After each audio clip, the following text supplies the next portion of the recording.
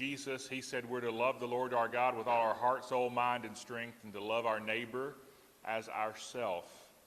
And of course, our neighbor may be that person we encounter on the street, that person who may even experience an opioid overdose. So it's important that we be prepared to meet the needs of our neighbor, and that's what this is going to do for us today.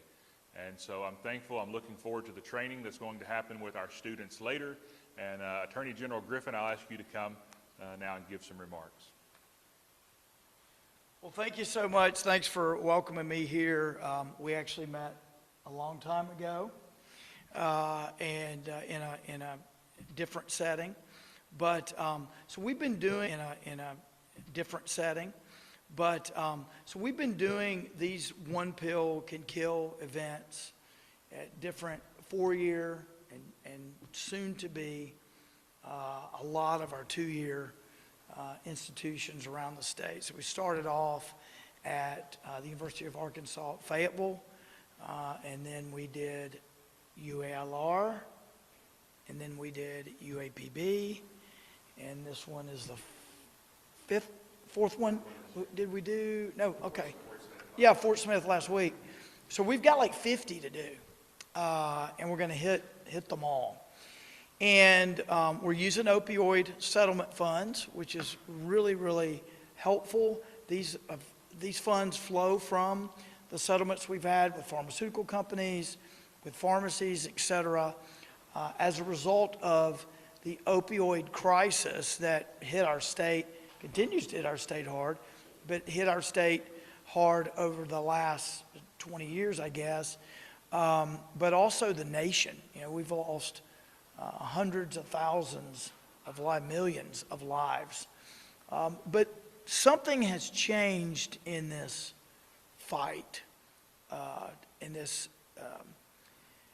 issue that we have with opioids on the streets. And what we have seen, we've gone from a very significant deadly problem to an even more deadly problem. So let me explain how that has played out.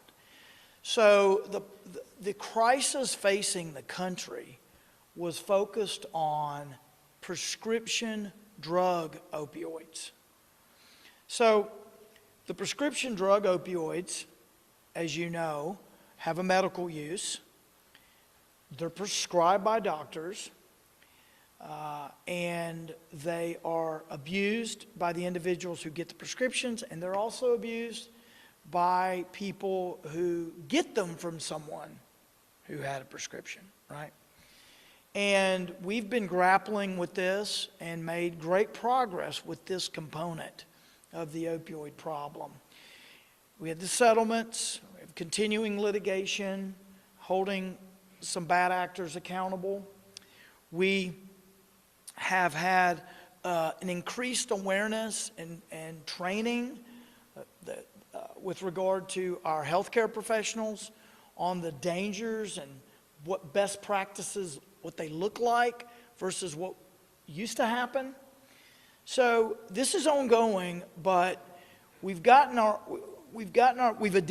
the problem with prescription drug opioids and continue to get our arms around that and make progress on that.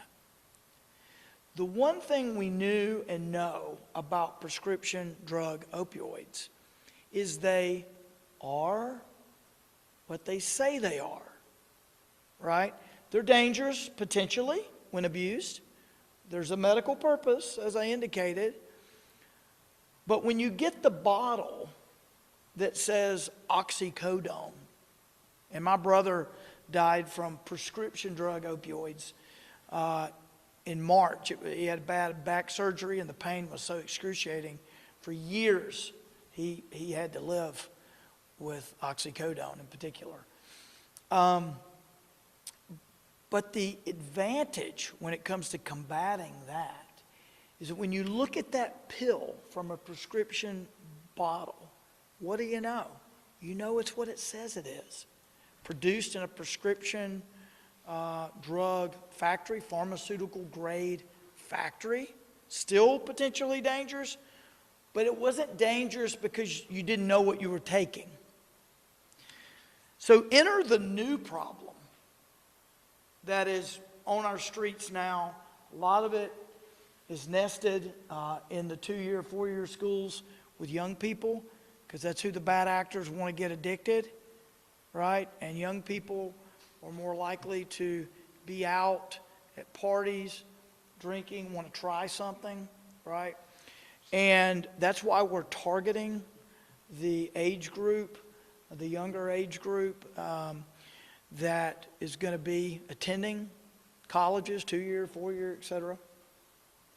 But the problem we face now goes beyond the old problem.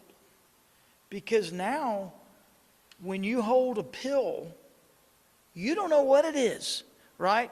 So you hold a prescription drug pill, it's dangerous potentially, but you know what it is. So the danger is not the unknown nature of what you're putting in your body. The danger is, are you putting too much? But with the new one, the danger is you have no idea what it is. And the illicit opioids, the illicit fentanyl that's on the streets is not being made in a pharmaceutical grade factory. It's not otherwise used for an appropriate, proper medical purpose. The ingredients that are being used to produce the fentanyl that's on the streets, that's why I call it illicit opioids versus prescription opioids. But the ingredients that are being used are being shipped from China. They're being shipped from China to the United States, south of the border actually, to Mexico. They're manufacturing there, and then it comes into the United States. These people that are manufacturing it, the people that are shipping from China, which are endorsed by the Chinese government, and I'll be talking more about that in the weeks to come. This is well known. This is all, in fact, there's been a congressional report on this. So these ingredients come from China, they go south of the border, and then they end up here. These people who are manufacturing these illicit opioids are not interested in your health. They're not interested in the pharmaceutical grade. They're not interested in the purity of the product. They're not interested in whether you live or die. They're not interested in any of that. They're interested in getting as many people addicted with as strong a pill as they can. And if they lose a few, they're good with that. That's just the cost of doing business, right? There are plenty of others who will use it. And that's truly their attitude. So, the one pill can kill moniker, that brand that we're using, happens to be true. Now, if you're an adult and you take one prescription drug, one prescription strength opioid, as a general matter, that's not going to kill you. Because we know what it is, you know the dose, etc. This illicit stuff is more dangerous in that it is truly Russian roulette. You have no idea. So they're made to look, often made to look like legitimate pills, but they will use any kind of filler. When I was in Congress, we used to talk about the counterfeit pills that are made, literally to take up the space not used by the drug. They use concrete, they use sheetrock, they use whatever. They don't care.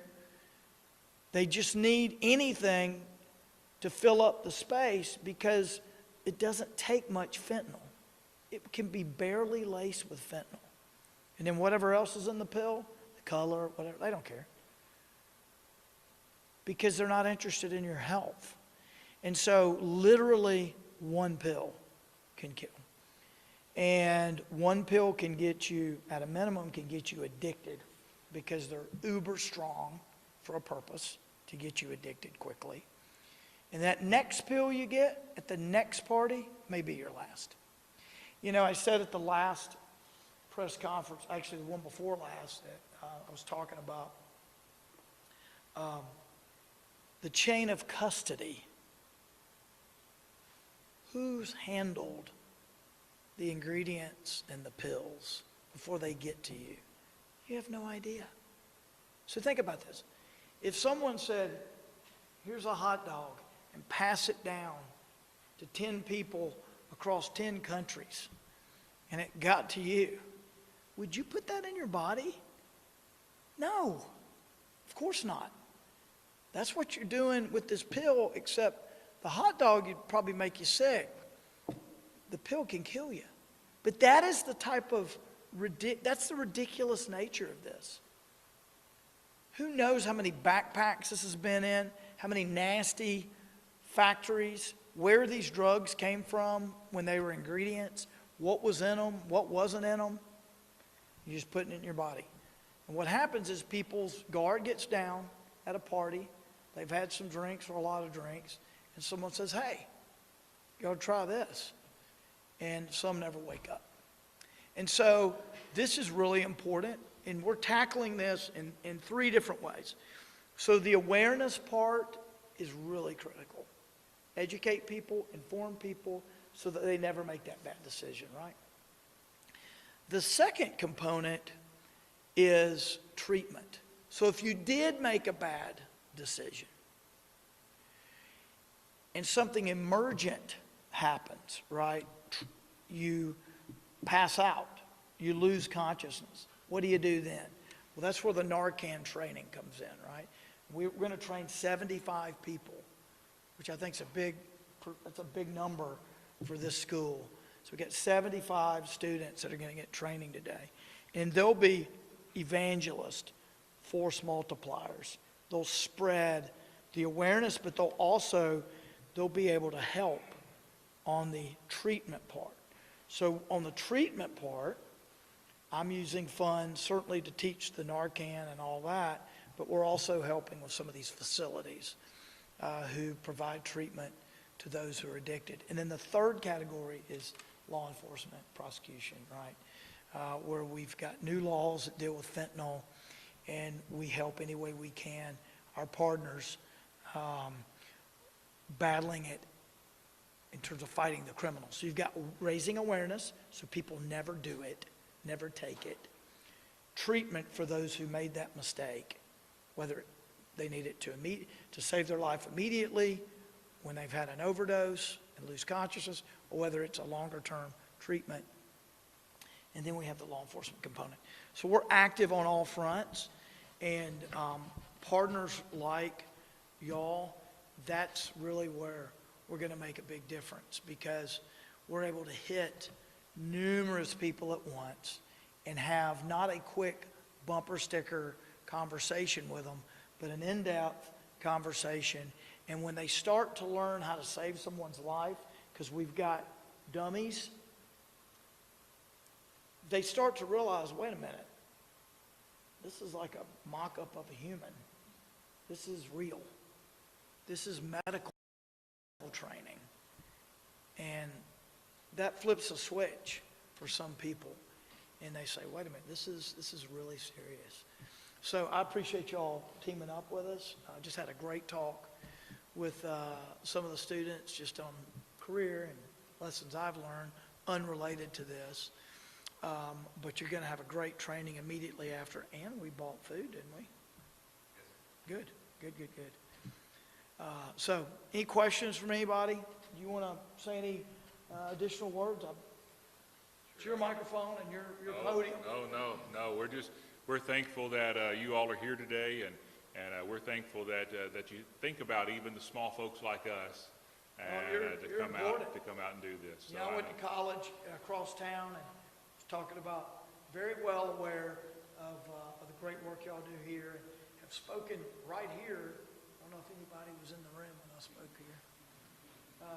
Anyway, I think I did that as Lieutenant Governor. I think I did it as a congressman too. I had hair then, and it was darker. So yeah, a long time ago. But and I had a really good relationship with Dr. Kimbrough, and my dad was a Southern Baptist minister. My dad, my granddad, my great uncle, my great grandfather. People looked at me and said, "What happened to you?" I said, "Well, the Lord wanted to minimize the politics, so he kept me out of the Southern Baptist pulpit." Anyway. You're making a big impact. We Yeah, appreciate it. thank you. Yes, Appreciate you for thank having you. me. Thank Thank you. you. Thank y'all.